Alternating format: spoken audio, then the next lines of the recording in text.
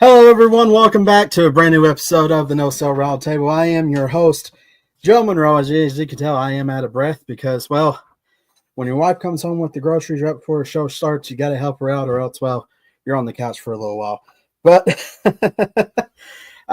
with that being said, I am happy to be back. It is happy to be back here after a month or so. And before we get started, I want to send out my appreciation to you, the fans, the family, the friends that reached out to me and my family after Dad passed away. I am grateful for you all. And I actually got a few of those friends with me tonight, and we're going to talk about the Iron Claw. We're going to talk about the Von Erich family. So kind of a great subject to go on for tonight. But major announcement right now, the Joe Monroe, the No Cell Roundtable, actually is going to have a co-host each week. And that in mind, ladies and gentlemen, I want to introduce my co-host of the No Cell Roundtable. He's also co-host of Card Subject to Change because he is a wizard, man. I am talking about the one, the only, the Wizard CZ. Wizard, what is up, my friend? Joe, I am honored that you want me to be your co-host. I don't know if I deserve that honor, but I'm here for you. I'm happy to fill that role. It's going to be a lot of fun. Well, brother, like I said, if it wasn't for you, I would have plumb forgot about the round tables a long time ago. I know it was something fun we all did. But you know what? I'm happy to be here, and I'm happy that you accepted earlier. And welcome to the family. I mean, you're kind of part of the WSN family now, so welcome. I'm happy to be here. I appreciate that. Thank you so much. No problem. Well, let's get on with our other guests. Ladies and gentlemen, I mentioned the Wrestling Society Network. You all may remember him featured on a few shows.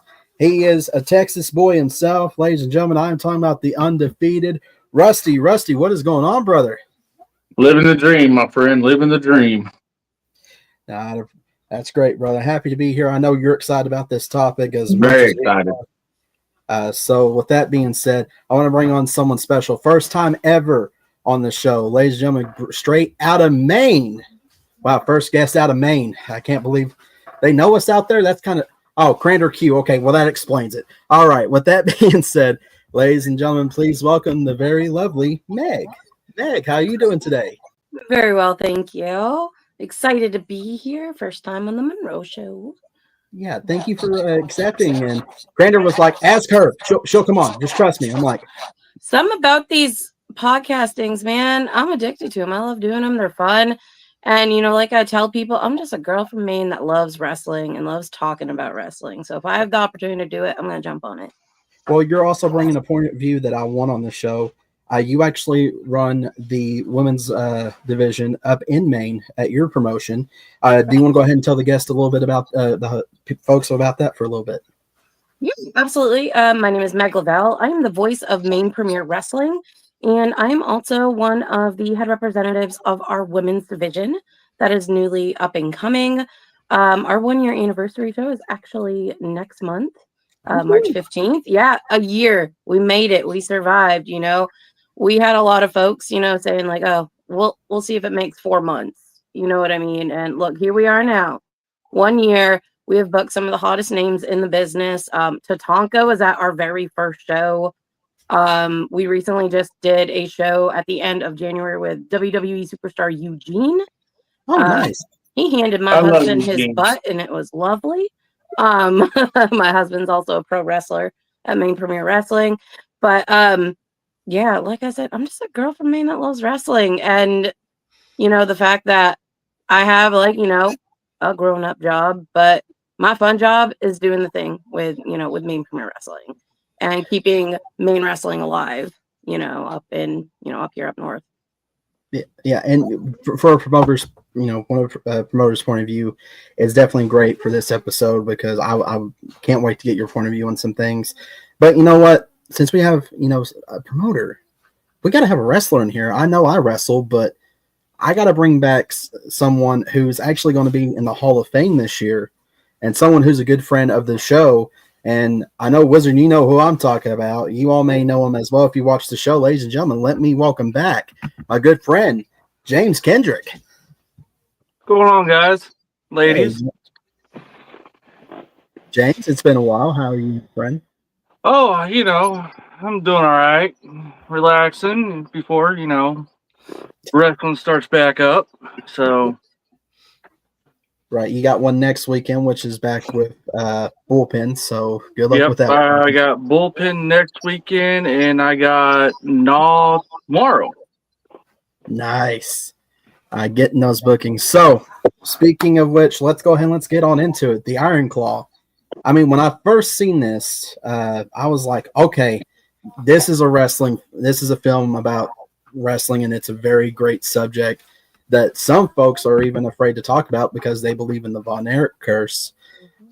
Meg, you know what? We're going to start with you. What was your initial thought when the film was first announced? So I didn't know much about the Von Erichs and the Von Erich curse until I met my husband 4 years ago, and he's like, "Babe, we gotta check out this show. It's called Dark Side of the Ring." So that was my first introduction to the Von Erichs and to the Von Erich curse. And ever since then, anything that I can find on them to watch, like going back in time, like on Peacock into the archives and stuff, and anything that I can find, it's amazing just to see how incredible this family was, but how sad it all just crumbled for them, And when I heard about the film coming out, I'm like, okay, like I'm a huge biopic fan, and so I was really excited to see it go down. And then, hearing that MJF was casted to be in it as well, he's one of my favorites. I was like, all right, cool. And then Lip Gallagher, like, come on, like I was excited about the casting. And overall, it was a phenomenal film at the end. I was a little like, are they going to do it justice, or are they going to make it like super soap opera-y? I was overall impressed with the film. James, what did you think when the film was first announced? It sparked my interest. I mean, I didn't really get to watch the Von Erichs besides Carrie as Texas Tornado, but I was intrigued. I wanted to see it, and there was good points in that movie, and there was some god awful ones. But other than that, I mean, I was pleased with it. We'll get to the good, the bad, and the ugly in just a moment, especially the really ugly dealing with Ric Flair. But Rusty, you're the Texas boy. You're around that area. What was your first initial thought with the film being announced? Man, as soon as I heard they was going to make a movie of it, I definitely had to. I had to be there night one. Me and about 6 of my buddies, we went out, and I know it sounds weird, but me and 5 of the guys going to the movies together kind of sounds a little weird, but but no, I mean, I've watched a lot of the documentaries. I believe there's one that WWE put out called "The Rise and Fall of the Von Erichs." That was a really good documentary, and I've listened to a couple interviews before the movie happened or before the movie came out, and it was really good. And I mean, I truly enjoyed the whole thing. I mean, I didn't see nothing wrong with it myself, but and there are some things I did not know, and there's things I knew, but I really enjoyed the whole thing. Right. And CZ, your first initial thoughts, my friend. I was excited. I didn't know much about the Von Erichs. Like James said, I was just like James. I was not introduced to them until much later, other than Carrie in WWF. But any chance I get to learn something new in the world of wrestling, I'm all about it. And I was excited. I was a little hesitant about Zac Efron being cast as the lead role, because you look at him and you think, wait, what? But I was very impressed. I enjoyed it. I thought I was excited to see it, and I enjoyed every minute of it. Well, maybe not every minute. Yeah, well, let's just go ahead and address the elephant in the room. Let's talk about that god awful representation of Ric Flair. Oh my god, Awful. Yeah, for one, let me go on a little bit of a rant, then I'll get y'all's thoughts. You had someone that was someone who was probably one of the worst cosplayers that you can ask for Ric Flair. And when he tried to do a southern accent like Flair, that's like someone. I'm a Southern boy. I'm Kentucky. That's like someone like my cousin up in Ohio try to do, how we talk down here. And I was like, no, stop, just stop, stop, just recasting right now. Stop the film, go recast it, reshoots, then let me come back to the film. He didn't even remotely look like Flair. I was just like, you guys just spray tan this poor guy, put a terrible blonde wig on him, and called him Ric Flair. I mean, but you know what, CZ, we'll start with you. What did you think about it? It's like they just pulled some random guy off the street and said, "Hey, you're going to be Ric Flair today. What do you think?" The voice was wrong. The look was wrong. All of it was just. I rewatched the movie today because it's been over a year since I'd seen it. Purposely wanted to immerse myself back into it, and just got to the Ric Flair scenes, and I just cringed. That's all you can say. It's cringy. Agreed. Rusty, I mean, okay, I can't wait for this. Go ahead, Rusty. Yeah. I mean, just like you said, the Southern accent was horrible. Him trying to, man, let's go out and have a drink. And it was just too much over the top. I don't think Flair was like that. I mean, he could have been back in the day, but I don't know. But I think it was just way too over the top. Like I said, I mean, spray tanned him, put that fake wig on him. It looks like he's a dark-headed guy, honestly. And at least have a blonde-headed guy to kind of try to help. But I don't know if he practiced any of the wooing or watched any of his old stuff to try to. Like some actors will go watch stuff to try to become that person. I don't think he did that. I mean, like Zac Efron, I believe he went through and watched a bunch of stuff and tried to be the best Kevin Von Erich he could have been in the whole movie. But I don't think this guy did any research. He just read some lines and said, I get paid and I'm out of here. James? It's terrible. Absolutely terrible. God. They could at least got an actual wrestler to play Ric Flair that kind of looked like him. I mean, you had Big Nose Triple H. He could have done it. But terrible. I mean, they could have had MJF do it. I mean, he was already in the film. Dude, that was terrible too.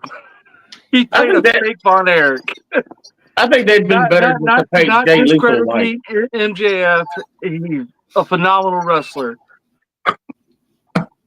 But Meg, what was your thoughts on it? Man, CZ really nailed it with his his view on it. But like, I'm gonna steal a quote from Charlotte Flair from Raw on Monday night. She said, some of you are wooing, some of you are booing. And I was one of the ones definitely booing because holy crap, that was awful. It was like, I swear the guy in charge of casting was like, hey, can you go, woo? Okay, cool, you're in. Like, here's your check, tra-la-la, and off he goes. It was awful. It was really, really awful. Like I said, all you guys make very valid points, but it was very, carelessly casted. At least they could just went ahead and cast Flair. I mean, if they were going to do that, just cast Flair. Okay, just do it. CGI. Yes, exactly. Which, knowing Flair, I'm not surprised that wasn't brought up to him, and he was like, "I'll do it." They could have had Mickey Rourke do it. I was gonna say they could just give Charlotte the old school Flair haircut and send her out in one of his old robes and call it a day. Sorry, that would have even been better casted. There, I said it. Sorry, not sorry. Something else about this guy, his energy was just wrong too. You look at Flair in those old promos, the energy he exudes, it just wasn't there. This guy did a terrible job presenting himself as even any wrestler, let alone Ric Flair. Yeah. Right. And that's the thing. I think everyone else, we'll get to the great in a minute, but everything else about the film, aside from the historical inaccuracies, that right there was my biggest pet peeve about that film. I was like, who in the you have probably, as people would say, probably one of the best world's heavyweight champions, in wrestling history, and this is how you're going to betray him. And I want to quote Flair, and he said that was the best representation. Was Flair partaking in some of his new products he's putting out I'm when sure he he gave that did. opinion? He Just was. saying. Like, He was probably hitting the bottle and, hitting the devil's lettuce. Man, I'm just surprised the producers didn't pay him to come teach that guy a little bit. right? Maybe smarten him up a little bit. Or you They know had what? Chavo there. Dub over him. Just have him dub over the guy. That would have been bad. Voiceover. Oh man. Let's go ahead. Or at least cut when he was doing his promo. At least show the actual promo. My husband and I thought the same thing. Like, why didn't they just use those clips from then? Like, I mean, that's what they did with what was the Lakers biopic series that they had on HBO Max. That's what they did. They showed clips of the actual game while the episode. I'm like, I was watching it the other. I was like, why didn't Iron Claw do this? I wonder if WWE was going to charge them too much to play the clips. Well, here's the thing. I was reading up a little bit, refreshing. The logo that you see is actually not. It's close to it, but it's not the true world-class logo. They had to remake that logo because WWE wouldn't let them use the actual world-class logo. I mean, it is Vince McMahon. very close.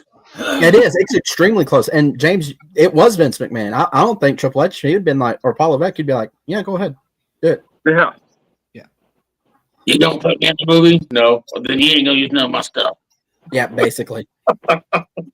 That's basically how that was probably going to go. But one more terrible thing. We'll get it out of the way, then we'll talk about how good it was. I get with biopic films, you sometimes, we've seen it with, because I love biopic films myself too. We've seen it with Bohemian Rhapsody, and we've seen it with Rocket Man. Just they take bits and pieces of something major, but timeline wise, it doesn't fit. And I think for someone, and this is why true wrestling fans, I believe, doesn't like the film. Just the timeline of it, it was all mixed up and everything. And what is your guys' thoughts? Meg, we'll start back with you. What was your thoughts about doing like the timelines being really out of sync with the story? So what do you mean out of sync? Because I really didn't see much of it out of sync myself, unless I just didn't pay attention when I was a kid. We'll get to that. Okay. We'll tell you. Go ahead, Meg. no, that's fine. I mean, like I said, I didn't know a ton about the timeline, like prior to it. Like my husband, I was one of those. Luckily, we had rented it off of a streaming service, so we could pause it if I had questions. Because I'm the wife that asks questions. All right, I don't stop talking. We pause it. We talk for a second. Then, okay, you done? Great.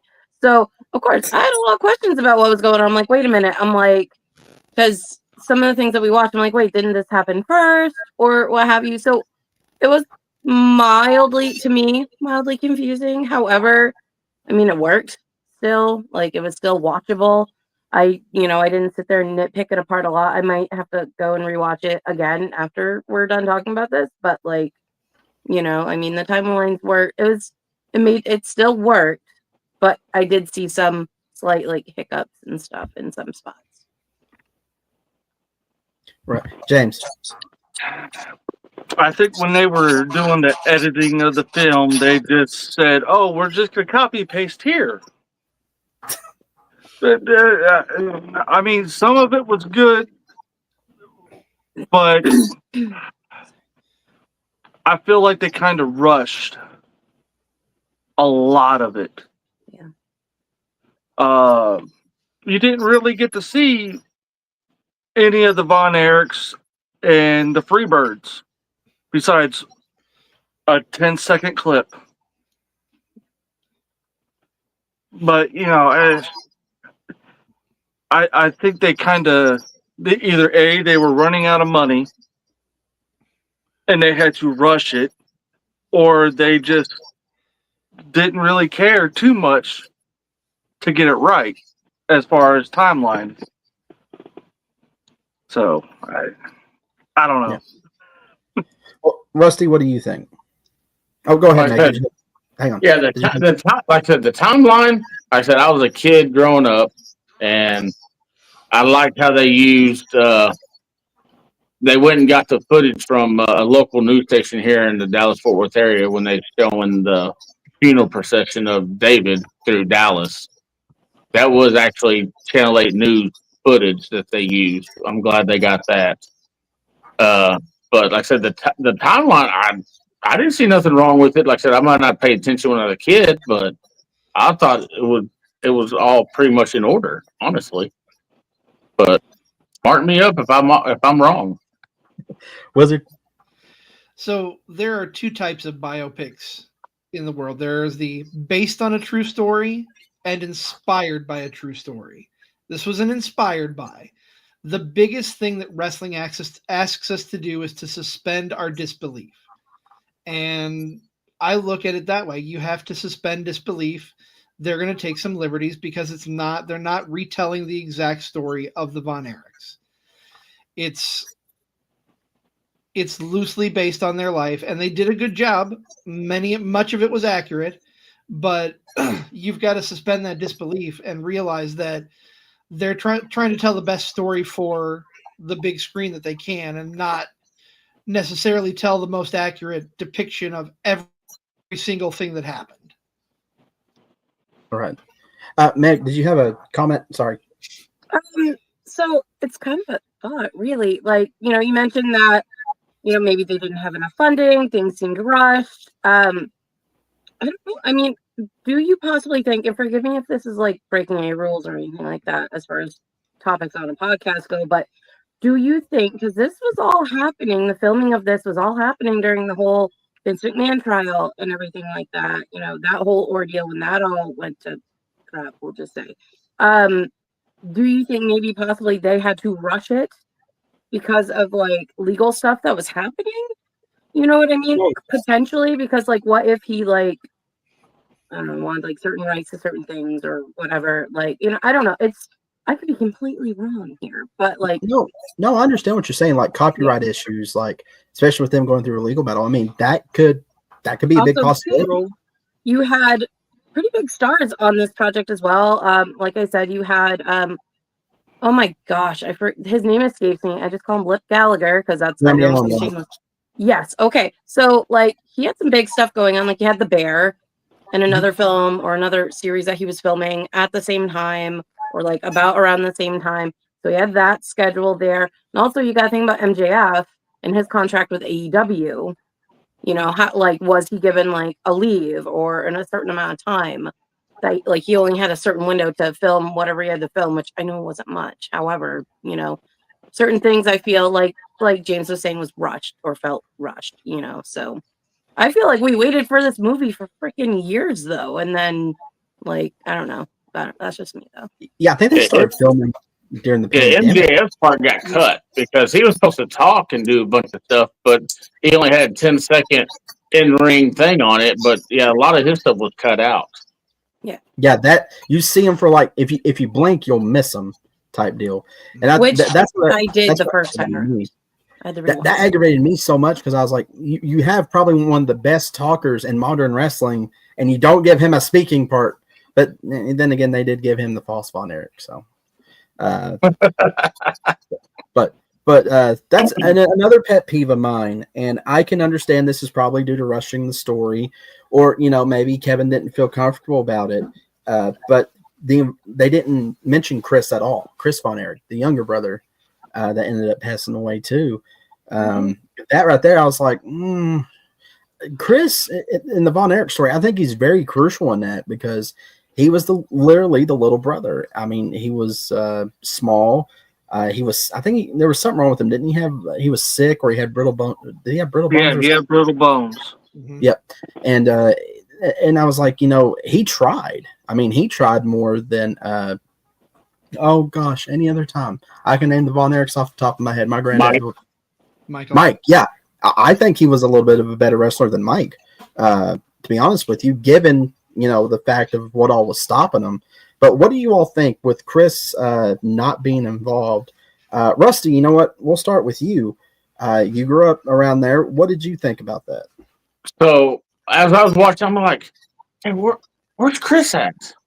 And then after the movie's over, I talked to a buddy of mine that grew up in this area, and he watched a interview with the director saying they kind of combined the Mike and Chris character together because there was already so much tragedy already. They didn't want to add another element into it, so that's why they kind of combined the Mike and Chris character together. Right. So that's what I'm gonna say. Okay, I understand that now, but it would have been better if you seen all 5 of them there, and so it would play out a little bit better. But combining the Mike and Chris character was I best thing they can do to try to cut down the tragedy more. But that's what the director said. So, Meg, what did you think? I mean, I understand the reasoning to combine the 2 characters and whatnot, but I'm not gonna lie, like we waited so long for this, or at least it felt like a long time for this movie to come out, and then to find that they like took some shortcuts like that, it was kind of meh. Like I was a little iffy about it, but I mean, like I said, it was still well done. But I personally would have liked to seen all of them covered, all their stories covered. Granted, it would be a longer film, whatever. Like, take my money. You know what I mean? So. Well, it looks like our producer Brady Owens is in the house, who's also CEO. Looks like he did the lovely new background. Thank you, boss, for being on here.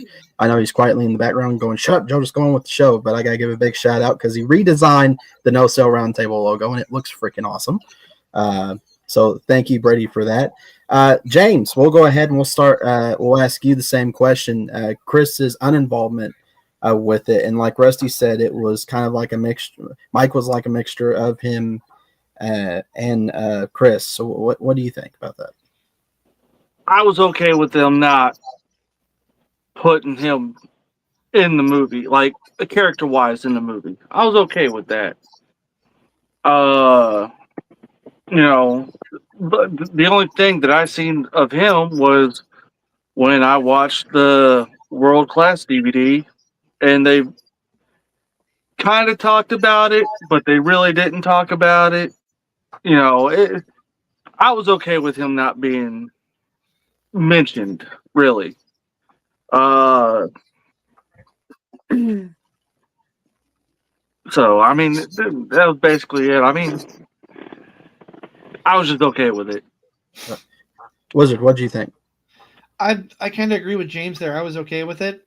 I mean, I can understand the desire to have him in there because you want to be more accurate with how you're portraying the family, but with as much tragedy surrounding that family, the fact that they lessened it by combining him with Mike, I think that was the right thing to do, just because it would have been that much more for someone who doesn't know the material, who doesn't know the family history.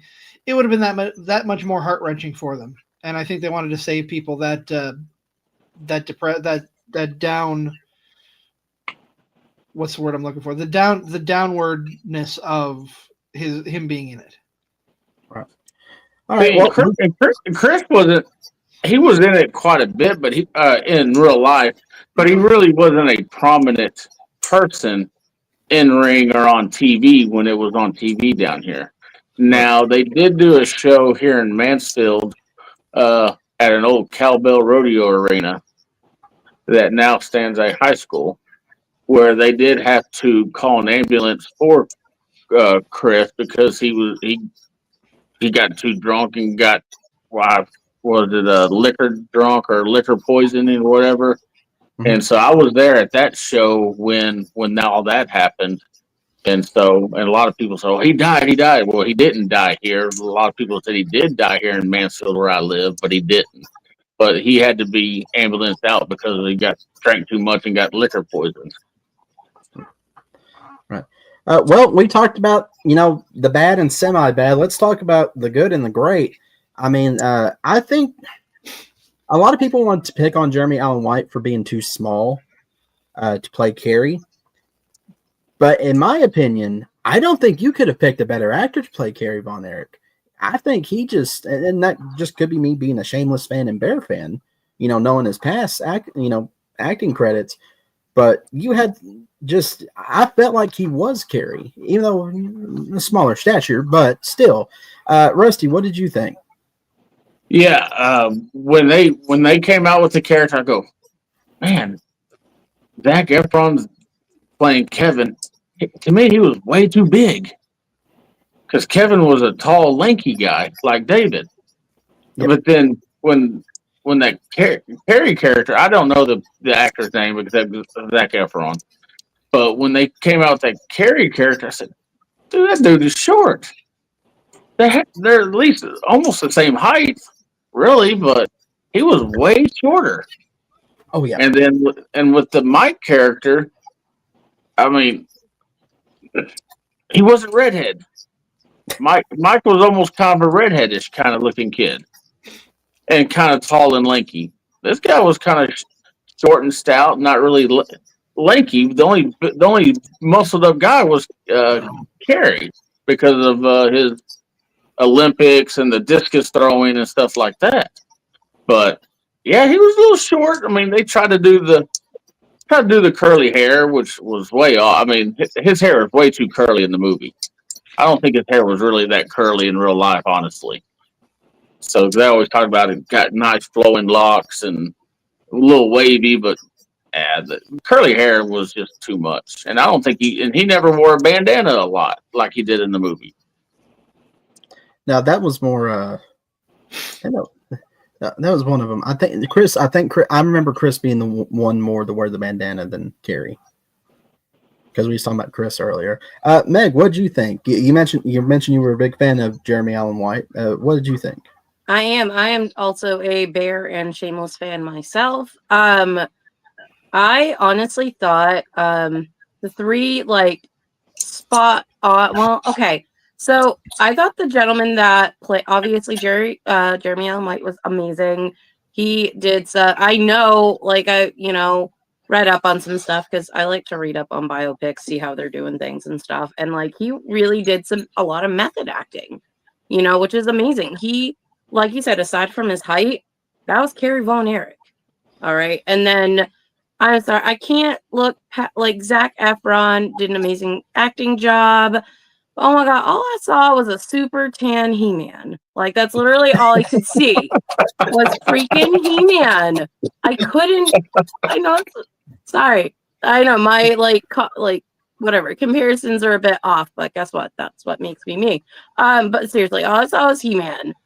And then, but I gotta say this though, the guy, the actor that played Fritz Von Erich, man, that was good. That was Holt McClaney. He was also on. He was on a Netflix show that involved serial killers. I can't remember what it was, but he was in that show for a little bit as one of the FBI agents. I think that right there, aside from Harrison Dickinson, who played David, because he looked just like David. I don't care what anybody says. I forgot his name, but yes, the gentleman that played David was also very spot on. So yeah, that was really spot on. But him and the Fritz character, beautiful. That was great. Wiz, what'd you think? I think the casting was fantastic. I think everybody played their role as well as they could have. Jeremy Allen White, I can't look at him and not see his grandfather, Gene Wilder, but I think he fit the role well. But Fritz Von Erich to me was who stole the show. He was absolutely perfect for that role. Wait, hang on. That's Gene Wilder's grandson? Mm-hmm. No way. Hang on. To the Google. He's got a fact check here. He's not. He is not. No. No, a lot of people speculated that. Pretty but no. spot on though. It makes you want to break down that family tree. Yeah, a little bit. Yeah. Okay. I mean, him and Timothy Chalamet, it would be two. They look just alike. So there you go. James, what did you think about the casting? Not nitpicking or anything. I mean, but everybody was good for the roles that they were playing, besides the Flair. But other than that, everybody did a phenomenal job. Just me nitpicking. Carrie should have been a little bit bigger. Kevin should have been a little bit taller. But that's just nitpicking. But other than that, everybody did a phenomenal job. Right. Well, let's talk. We talk about the main actors. Let's talk about the background actors. James, you mentioned it about the Freebirds earlier. Honestly, just looking at them, they look pretty freaking spot on, like the Freebirds. And when they all three got together and the guys were rushing the ring, I'm like, oh, this is going to be good. The guy who played Gino Hernandez, which I can't say the substance, but I'll say Colombian Bam Bam. Him and Carrie, yeah, that was pretty spot on. And the guy looked like Gino, to be honest with you. I'm like, this guy needs to be in the biopic with Gino if you guys do one. I like the guy who did Bruiser. I wish he was a little taller. Yes. But he did pretty good as Bruiser Brody. James and me, you and Meg will know in the back. That's what we do. That's you go over the matches. This is what we're going to do. Here's the beginning. Here's the end. We'll work out the middle, walk and talk. But just them at the bar, for one, them getting Colombian Bam Bam to hot. I'm like, oh, we're going there. Okay, we don't care. But a lot of people don't realize, like, even for the background actors, they did that pretty accurately, I would say, especially for back then. But what do you guys think? James, we'll start with you since, you want to be like, Freebird should have been in it more. They should have.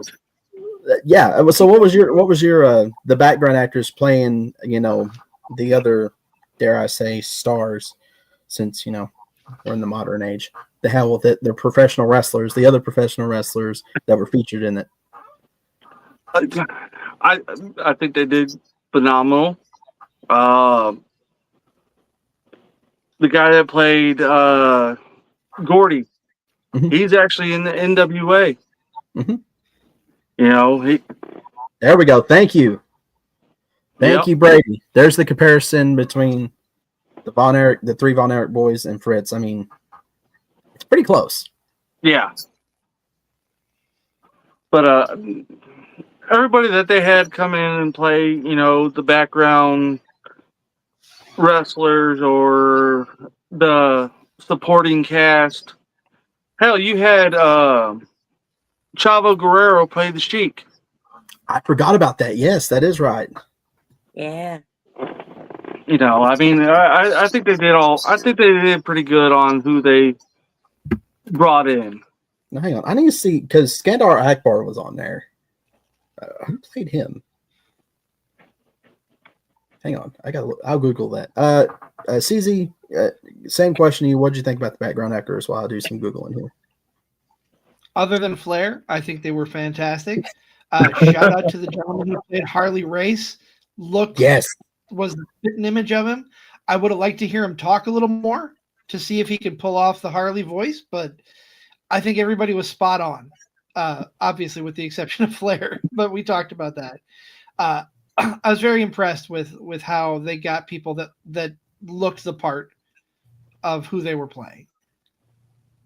Now, I don't want to nitpick here, but wasn't Harley Race a little bit bigger guy than the guy on the movie? That's just fair. a little bit, yeah. Just the belly area.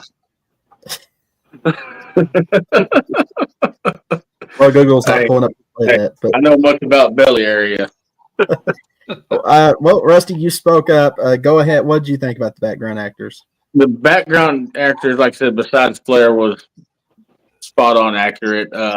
Back to the Gino Hernandez thing, I'll just throw this in here real quick. As a kid, he was hated in this area. When the news came out that he died, I was all happy and excited. Well, I tell you what, my dad sure did pair me a new one when I was celebrating. Oh, he's dead. All right, we ain't gonna see him no more. I didn't think nothing of it, but my dad ripped me a new one. Never talk about people dying, blah blah blah and stuff, because he was really hated around this area. I mean, out in the streets, the shopping stores and stuff like that. I mean, he was really hated, and that character looked the part and played the part really well. So, Meg, what did you think? 2 words. Ooh, Chavo. No, Chavo Guerrero did an amazing job as the Iron Sheik, and out of all the background characters, like he was the best. Whoever played Flair sucked. Honorable mention though to the gentleman that played Bruiser Brody, though.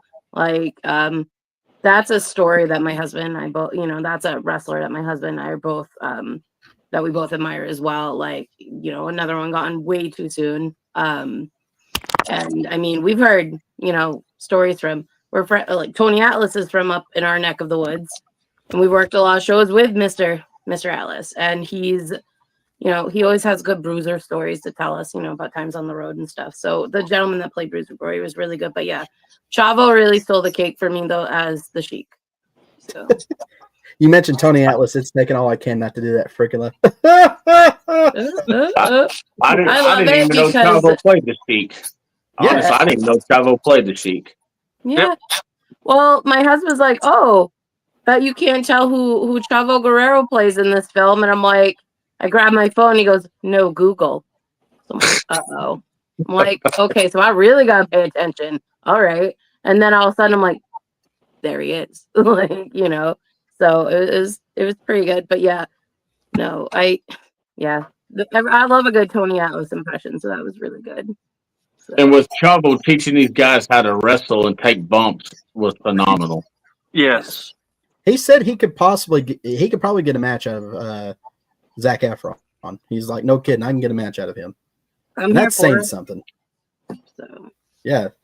I think because they were taking Jeremy Allen White when he was doing the in the corner, you do the roll up. Oh God. Any other time, Rated X gonna kick my butt for that one, for not remembering that because we practice it. But Jeremy Allen White did that so smoothly. That was actually him. They're all young guys, so they can all do their own stunts. Doing it.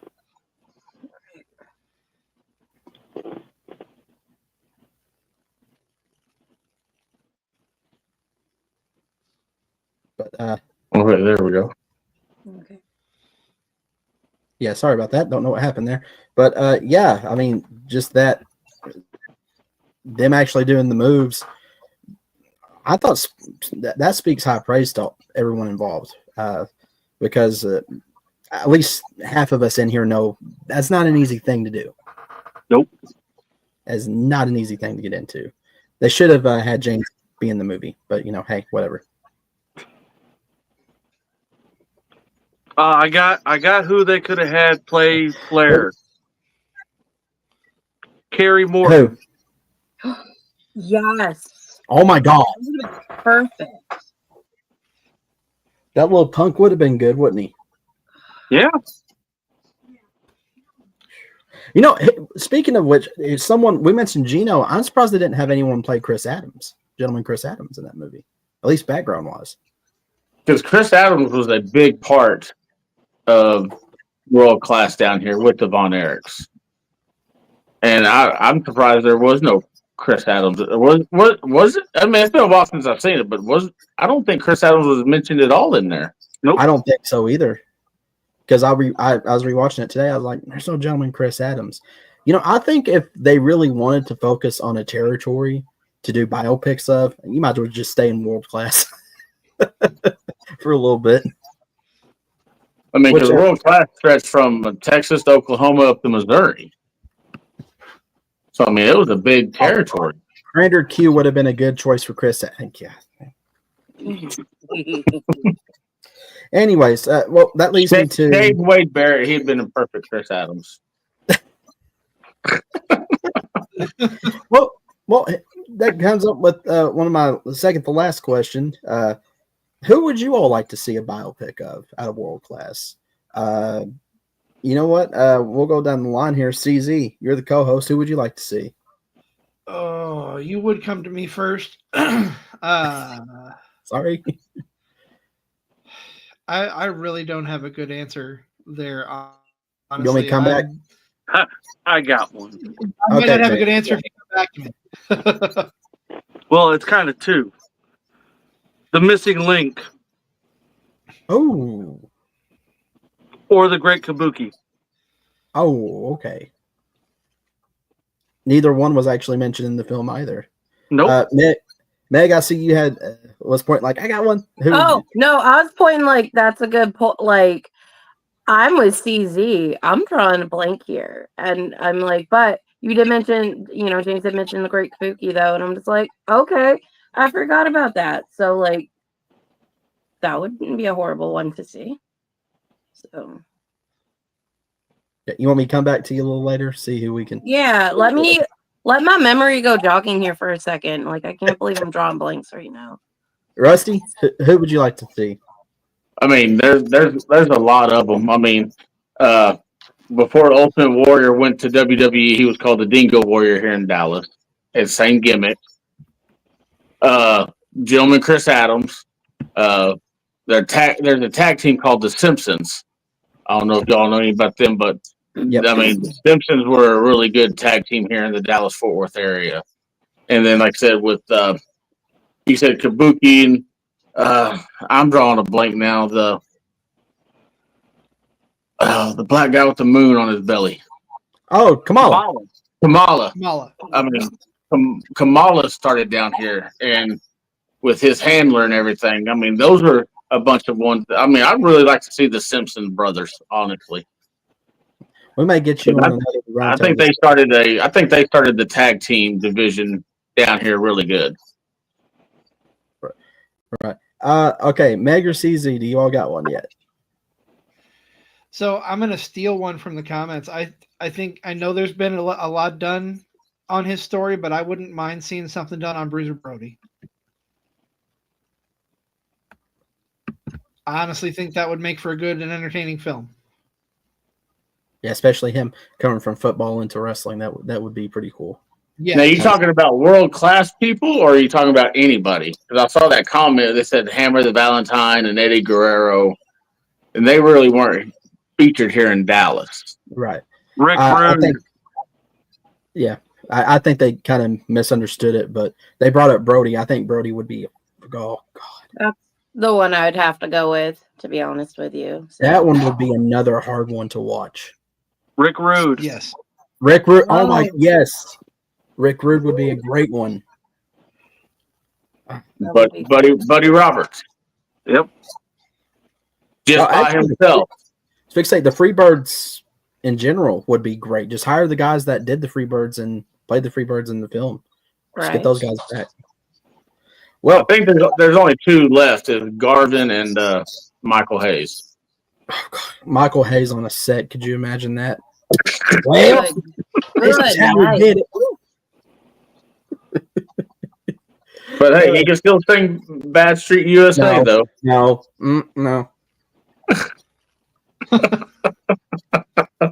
No. Michael Hayes, no singing. No, please don't. Now I know Eddie Guerrero is kind of a wrong is considered like a wrong answer, but I'd like to I would like to see as well. I know it's not, part of world class or what have you, but that would be quite the biopic. That would be a hard one to watch too, just like Bruiser Brody. The Bruiser Brody Dark Side of the Ring episode, I'm sure y'all have seen it. Mm-hmm. That was rough to watch. I had to I almost needed to take a break because I was like, okay, is there a commercial coming? I need a second. So, but I don't know whose was harder, his, Benoit's, or Owens. we called it a draw. We called it three-way tie.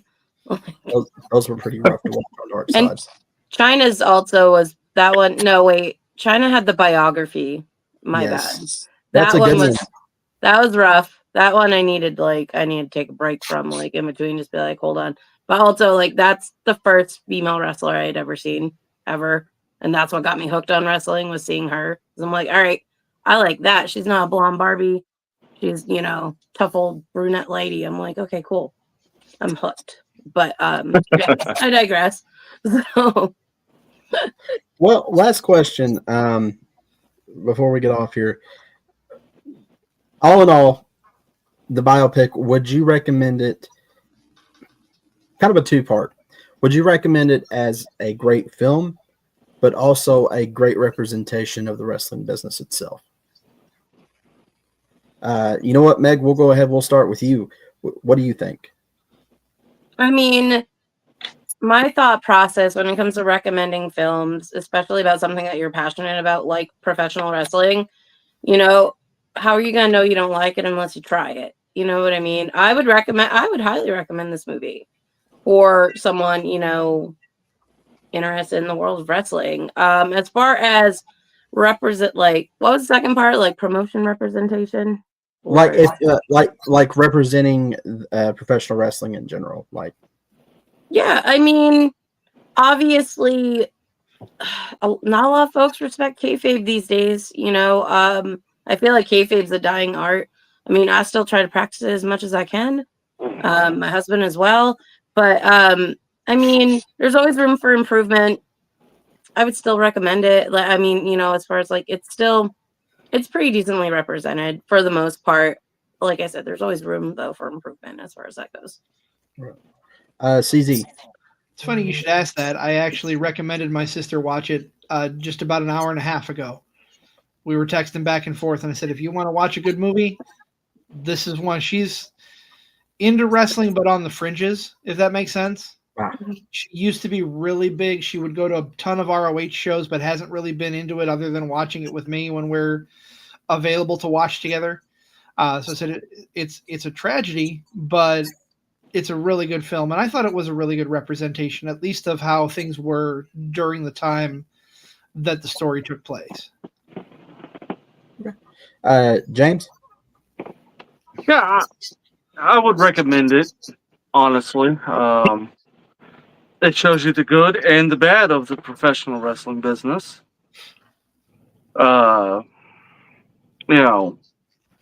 Especially, back then, you had the roids, you had the cocaine, and backstabbing and all that other good shit. But I would recommend it. I mean, I liked it, so you got to at least try it once. All right. Now, what do you think about the representation of the business? It's basically how it is now, besides, less drugs and less, just less drugs. That also depends on the promotion too, because I was fixing to say. Depending on the state. Do I need to bring up IWA Mid-South? Wait, did you just say Enzo? No, I said IWA Mid-South. Okay, sorry. I thought you said Enzo. I'm like, hey, we're just trying to book him. What you got to say? Like, No. No, I actually heard Enzo's pretty cool though. Yeah, that's what we did too. We're hoping to hear back soon. So I met him last year. Oh, right on. Rusty, this is your territory, so to speak. What do you think? So, would you recommend it as a great film? Would you also think it was a good representation of what you've seen growing up? And man, I told a lot of people, hey man, y'all need to watch this.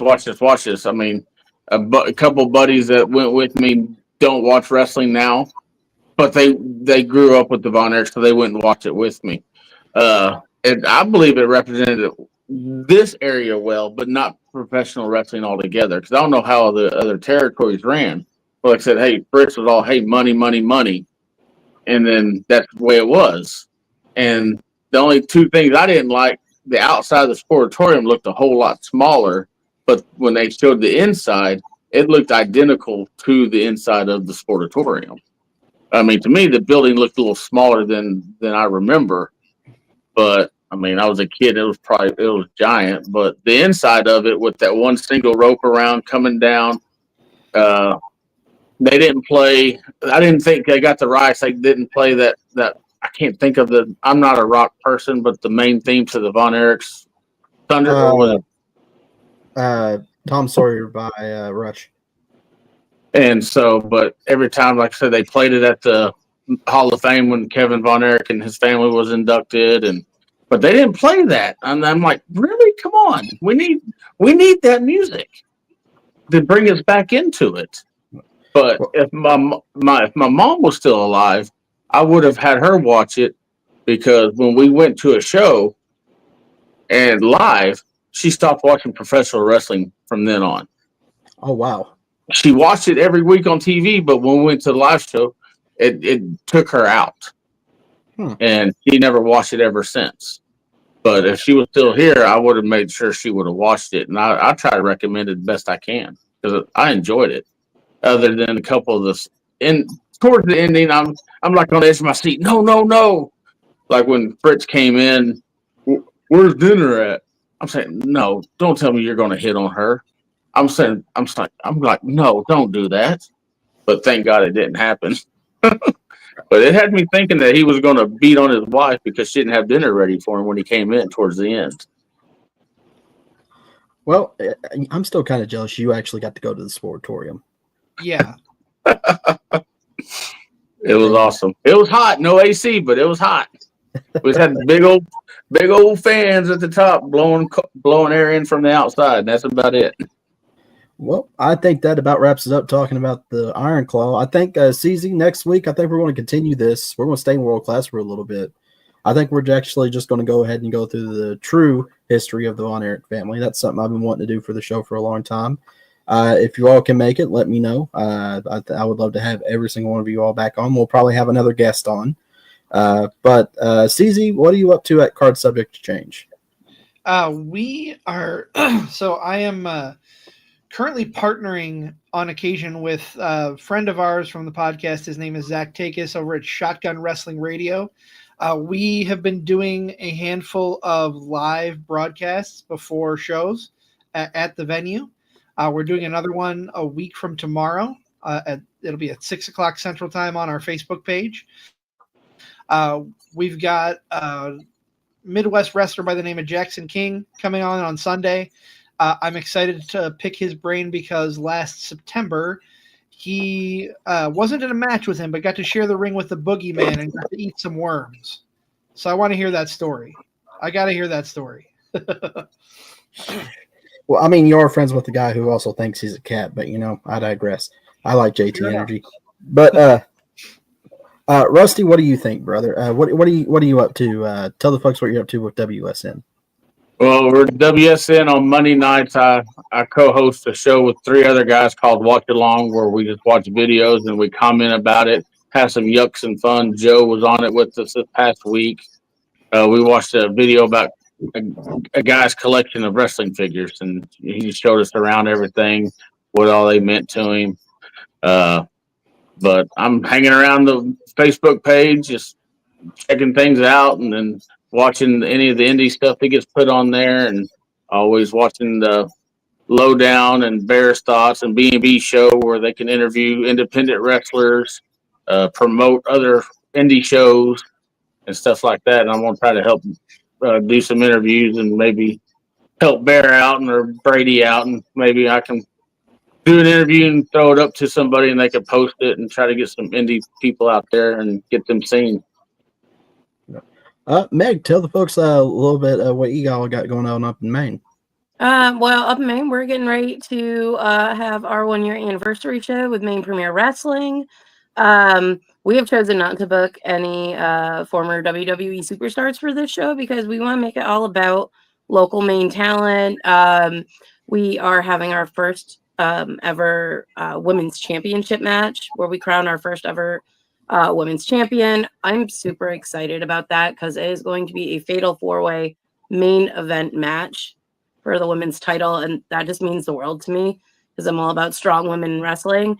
And not like I have quite a bit going on there. However, I'm helping our friend Grinder Q over at Friends of the Squared Circle, being the host of our new spin-off show Sisterhood of the Squared Circle, where I'm going to be touching base on women in professional wrestling and touching base on the history of women throughout the years of wrestling and what's to come in the future, and on all levels, female promoters, female referees, female talents, so any y'all know any ladies that want to be seen, be heard, get booked, send them my way. I want to talk. Oh, I need to have you on whenever. What's that movie that's coming out next month? Oh, Queen. Queen of the Ring. Queen of the Is that Ring. what- Yes, I'm excited about that. I'm very excited to see that. Because there's a lot of women's wrestlers in that film. Not many people know that. Yes. So that's I going to know be quite a few of them. Yeah, Mhm. yeah, you do. I was He going to say does. that. And did you ever watch the show Glow at all? Yes. Let me tell you, I need to rewatch it because I started watching it and I think I missed the last season of it. But with everything that's going on with me with the women's division, I'm like, all right, time to rewatch and then maybe throw some of that in the Sisterhood of the Squared Circle business on some episodes. Yeah, that's really good. But yes, absolutely. Once that movie comes out and I've seen it, let's talk. I'm all for it. Because I'm interested. I'm real interested on how that's going to be traded. But not only that, I'm kind of interested in how the heck Cornette's going to be acting like Muchnick through that thing. Because that threw me off. I was looking at the casting. I was like, hang on, time out. For one, you got Cornette out of his house. For two, what? Sam Muchnick? What do you cast him as? That's great. See, I never watched the newer version of Glow. I've watched the 80s Glow TV show. See, I haven't been able to find that. I guess I need to look YouTube. more. YouTube? All right. YouTube. Cool. I got some YouTube, homework to do, I think Rusty. it's on Tubi also. Yeah, it is on Tubi. That is right. Can I drop an exclusive on you guys? Please. Sure. Hollywood, the original Glow Girl. We interviewed her briefly last year at a car show here locally. She is coming on for a full interview in April on our show, On Card Subject to Change. And I'm really excited because she's going to Nice. talk wrestling and talk about her book. Oh, yeah. She Oh. did came out. Yeah. That I'll is be right. logging in for that or tuning in for that. Yeah, definitely. Thank you, CZ, for that. All right. Well, speaking of bookings, James, what do you got going on, brother? Oh, tomorrow I'll be heading to Nebo, Kentucky for Gnaw Wrestling. Then next Saturday I'll be heading to New Albany, Indiana for Bullpen Pro Wrestling. And after that, I am not for sure. Well, here we're going to have the No Sell Roundtable. This is actually going to be the regular show for a while. We got a couple of things working on. Mark's actually going to get his own show. Oh, dear God, Brady, why did you make me involve that idiot? Okay. But yeah, my idiot brother's going to have his own show pretty soon. My last match is actually next Saturday, the 15th in Corbin, Kentucky. James, I'm telling you and Crystal, if you all can make it, please. I'll be in New Albany. Yeah. Okay, I'm kidding. It's not your last match, damn it. You owe me one. Well, Yeah. you can catch me on the other side. How about that? Well, do if it on- y'all want to have one last match together and neither of you have been to Maine, hi, come up and see me. We'll book you at MPW. It's been a while since I've been on the East Coast. I was going to say, James used to frequent the East Coast back in the day. It's been a while. Well, we're trying to get our buddy Crander Q to come up. I'm like, listen, we got fancy red hot dogs and everyone's got gnarly beards. Like, come up and see us, So I was going to say, you're going to get Crander on a plane. That's going to be hilarious. I would love to see that. it's on my bingo card for 2025. We're gonna make it happen. Maybe if Sisterhood Squared Circle can get 1,000 likes, we get Crander Q on a plane. Hey, there we go. Let's do it. I Hey would- Megan, can we catch your promotion on YouTube anywhere?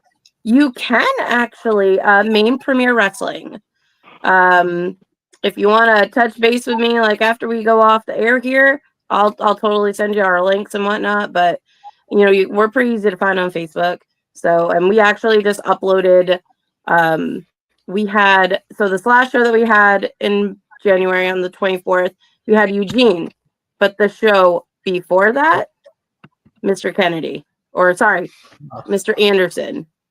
Fun times, and everything's on there. So look us up on. I'm definitely gonna go watch the Eugene one. I love Eugene. What the sweetest man I've ever worked with. Sorry, I'm not. I mean, it's great. Nick really is a cool guy. I like him. Yeah, anytime, Meg. We're with the Wrestling Society Network. This is actually on the Wrestling Society Network right now. Hi, everybody. Mhm. Don't be afraid to share the promotion on Wrestling Society Network. We're here about wrestling. James knows the deal. Anytime he needs a promotion or is featured or he just wants to talk about himself to share the stuff on wrestling. So, I don't talk about myself. no, yeah, okay, sure, we'll go with that. But yeah, next Saturday is going to be it for me. I'm getting out. I want to focus more on this now, and yeah, that's it. Only other thing I want to say is thank you all again for tuning in for the very first No Sell Roundtable of the year. We want to continue having these each and every Friday with the Wrestling Society Network schedule. And above all else, hey, shut up and enjoy pro wrestling. If you're going to be a troll about it, I'll just send James to your house. And you don't want that guy sent to your house because it's let's just not do it. It's not a pretty sight. Hey, don't punish him. Just punish Mark and send Mark.